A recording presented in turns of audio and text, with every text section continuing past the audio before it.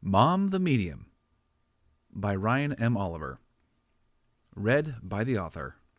I was the ripe, old, all-knowing age of 7. The eldest of almost 3 children, and, of course, brilliant. You remember those spans of years when you're a sponge for information, yearning for knowledge. In essence, a variable savant of reverse engineering, discovering how the world worked between recess and forgetting how to properly use the toilet. Apparently, you must flush every single time you piddle in the darn bowl. Who knew? I did, of course. I knew everything. In fact, I believe my favorite phrase throughout my childhood and adolescence was, "I know." Was I fooling myself? Well, of course. While I was a bright little sprite, I did not and will not ever know it all. But boy, howdy, did I like to talk about the stuff I knew with a certain level of gusto that would make even the stoutest lawyer think twice before arguing with me. I was sure I knew the difference between fact and opinion, truth and lies, and whether I was being duped. Magicians had secrets. Fun houses had mirrors, and even family members, most loyal and honest occasionally, had to humble the all-knowing little turd. It was an evening after dinner when I joined my pregnant mother in the living room.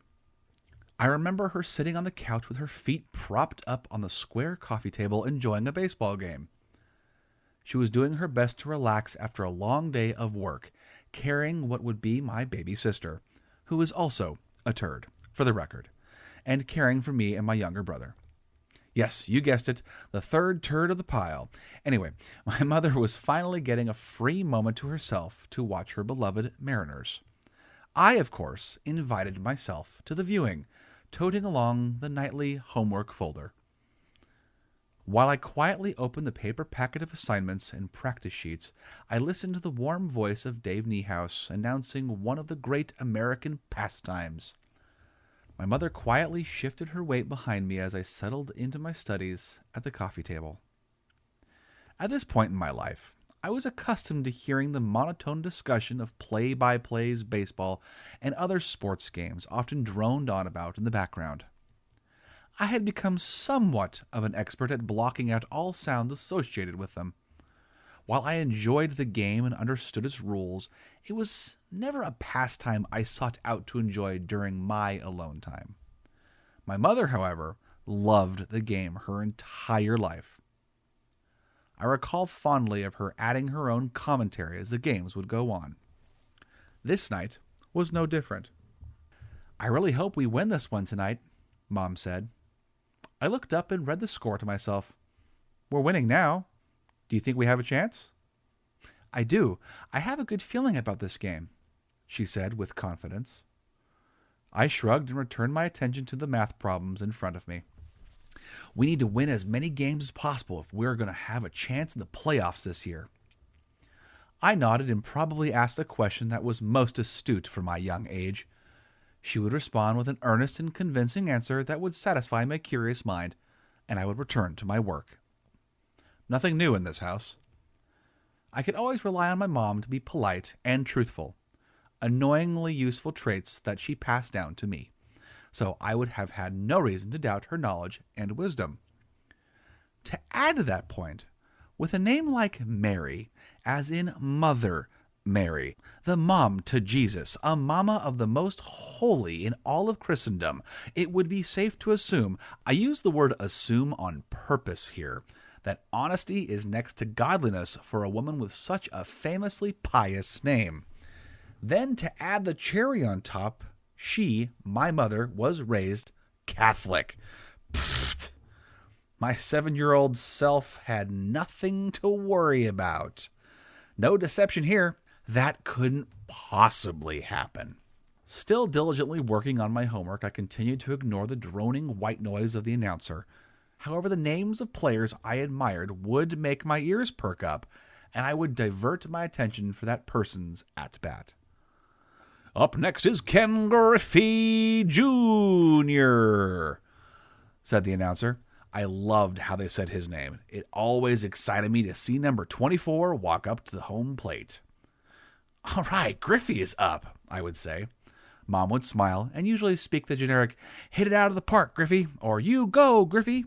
Then we would watch with eager delight as the famous player would do his best to give the Mariners fan a good showing. But this time, Mom changed it up. "He's going to hit a home run," she said, confidence brimming from her tone. Not thinking about her prediction, I agreed. It was Griffey. He was awesome. Then, sure as there are Starbucks coffee stores on every corner in Seattle, number 24 proceeded to pelt the baseball clean out of the field. The crowd went wild. Dave Niehaus famously quoted his "My, oh my," which belted from the television speakers, and Mom and I celebrated with a high five and a cathartic woo. "Next at bat is number 11, Edgar Martinez," the announcer proclaimed. I was thrilled. Edgar was another one of my all-time favorites. I opted to neglect my homework and continued watching the screen.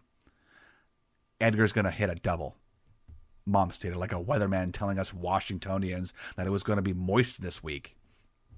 "Okay," I said, suspicion lacing my voice. "I hope he gets a homer like Griffey did." We quietly waited for the Texas Rangers pitcher to throw the ball. "Strike one." "Don't worry," Mom started. "He'll get it." I furrowed my brow, intrigue growing in my young mind. Then the second pitch hurled its way to Edgar, and with a staunch swing, the bat contacted the ball with a solid crack, sending the white target out far into the outfield. It flew low and fast as Edgar dropped his bat and sprinted to first. The outfielder gained control of the ball, then whiffed it to the infield as Edgar astonishingly rounded first base and bolted to second, sliding to the base, making contact just before the baseman caught the ball. "Wow! He made it! He got a double just like you said! How did you know that would happen?" I asked, impressed with her correct prediction. "Oh, I'm just good," she said with a grin, her eyes lit up to my reaction. Of course I had to see if she could do it again. "Next at bat is number 6, Dan Wilson," said the announcer. At this point, being a fan of the famed Mariner catcher too, I forgot about my papers and was now focused on both the player and my mom's amazing luck guessing what each player would do at bat. Then, without me asking, she made another prediction, like a storied fortune teller. "Wilson will hit a single, and they are going to get Edgar out at third." That is wildly specific, I thought to myself. What are you, some kind of medium? A sports clairvoyant? There is no way she could know that. Could she? I mean, she is a mom. Moms know everything. They know when you lie. They know when you don't do your chores or are about to do something mean to your younger brother. Maybe, just maybe, she has some kind of freaky powers to see the future. I must know. So I watched with eager anticipation as Wilson settled in at home plate and awaited the first pitch. The pitcher threw the ball. "Strike one." "Don't worry, he'll get a piece of it," Mom said, zero worries in her calm voice. The ball whizzed by Wilson again, this time low and outside, ball one. "The pitcher is intimidated by Wilson. He's worried about where Edgar is," she said. At this time, everything she said was gospel. The third pitch screamed at Wilson with brilliant power and precision right over the plate. Sure enough, Wilson chipped it good. The ball darted to the outfield. The shortstop intercepted the skipping ball, snatched it up, and gracefully lobbed it at the third baseman, who managed to tag Edgar just before his arrival. He was out. Then, with reflexes of a caffeinated feline, shot the ball to a first base, arriving late to the party. Wilson was safe at first, just like Mom predicted. "Wow!" is all I could say. Her grin widened to a smile, and her cheeks rose a bit from the excitement. "That's amazing! How did you know that would happen, too?" At this point, I believed I was in the presence of an all-knowing goddess, a parental prophetess, a mommy medium.